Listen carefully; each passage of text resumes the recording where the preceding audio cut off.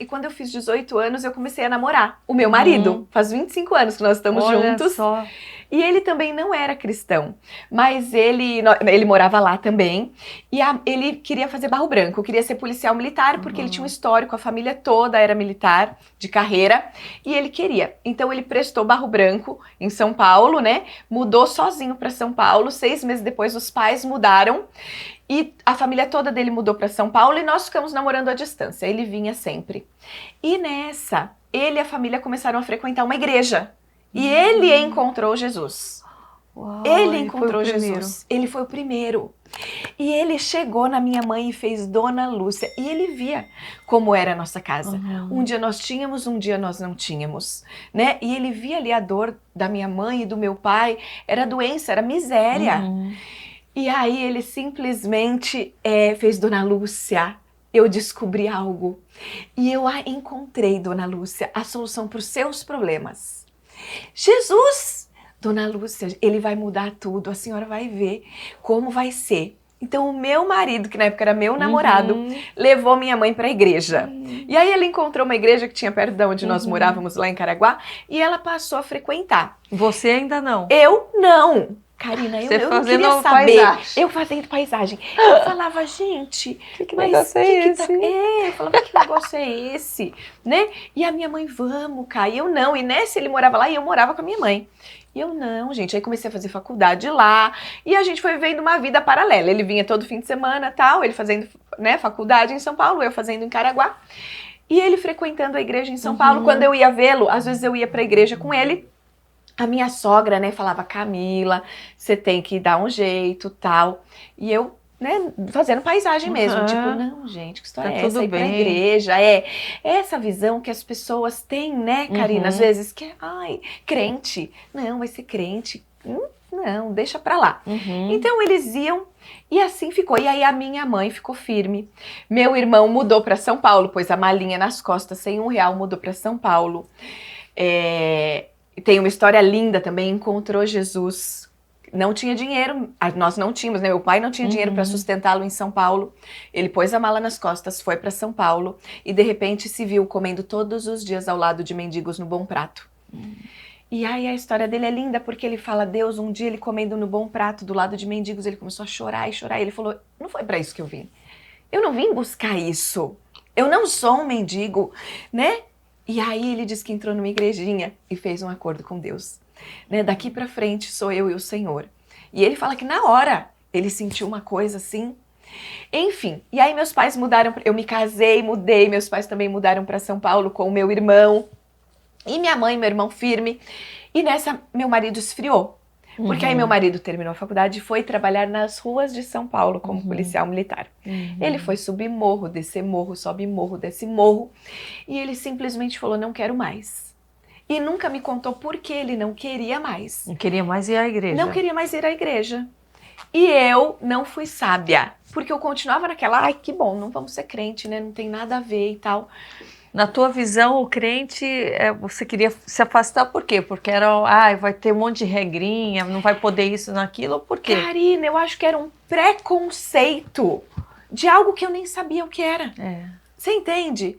Eu acho que as pessoas, elas não se aproximam de Jesus porque elas não conhecem o verdadeiro Jesus.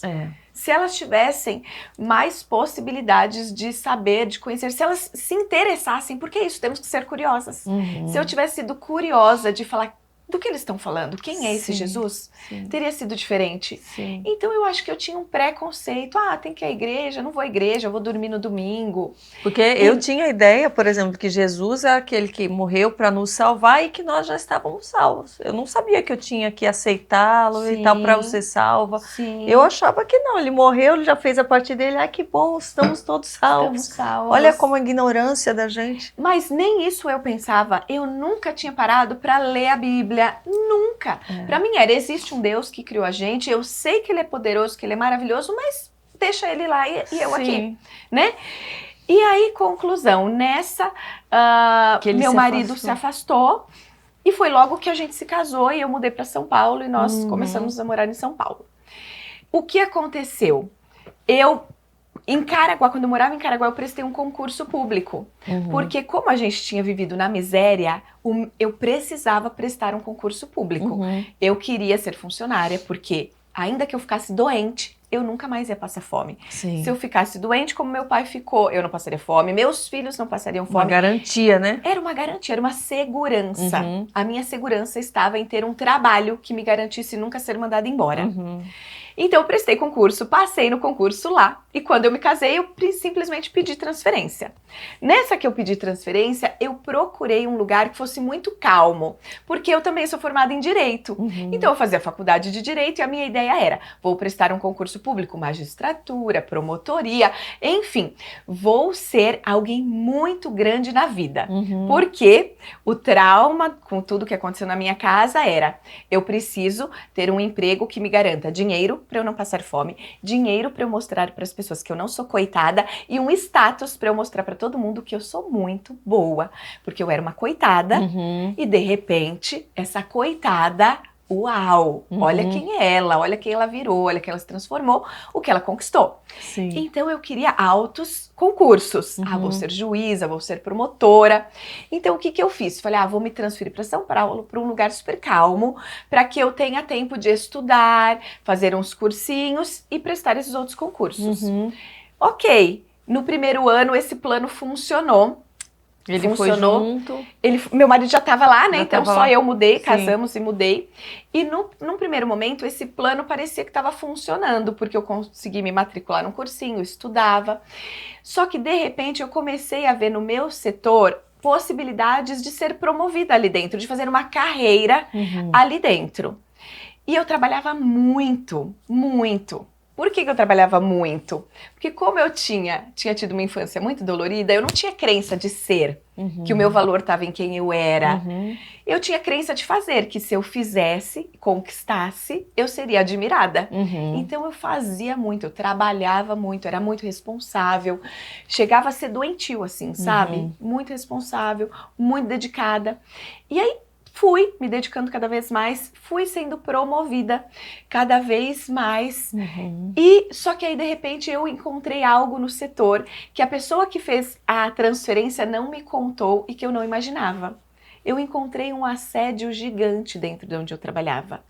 Um assédio moral muito grande, uma pressão muito grande. E ali, Karina, foi o campo perfeito para todas as dores, todas as mágoas, toda a dor que existia dentro de mim, para alguém sem Deus vir à tona. Então, quanto mais eu era pressionada, mais eu trabalhava. E eu tinha um diretor que ele fazia assim, Camila, todas que sentaram na minha frente, todas as pessoas que sentaram na minha frente, elas choravam, porque a pressão era tão grande que elas não resistiam. Você não chora? Karina, ele ativou um modo raiva em mim. Eu acho que eu já deveria ter uma raiva pela vida, por tudo que eu tinha vivido, incubada ali, que eu nunca tinha enxergado. Que era camuflada talvez, né? Eu sempre tive uma alegria, eu falo que Deus colocava, eu sempre fui muito assim, sorridente, sempre achei graça nas coisas. Então eu acho que essa raiva ficou guardadinha ali, camuflada por esse sorriso que eu sempre tinha, sabe? Sim. De repente, essa raiva foi ganhando força. E ele falava, você não vai chorar? E eu falava, não, você nunca vai me ver chorar. E aquele lugar foi desencadeando. Você queria provar para ele que você podia fazer e ao mesmo tempo aquilo estava te consumindo. Isso, só que eu passei anos, assim, 7 anos. No mesmo lugar? No mesmo lugar. E 7 anos eu dizendo assim pra mim, Camila, você é funcionária pública, você tem o estado inteiro, era um cargo estadual, você tem o estado inteiro para você trabalhar.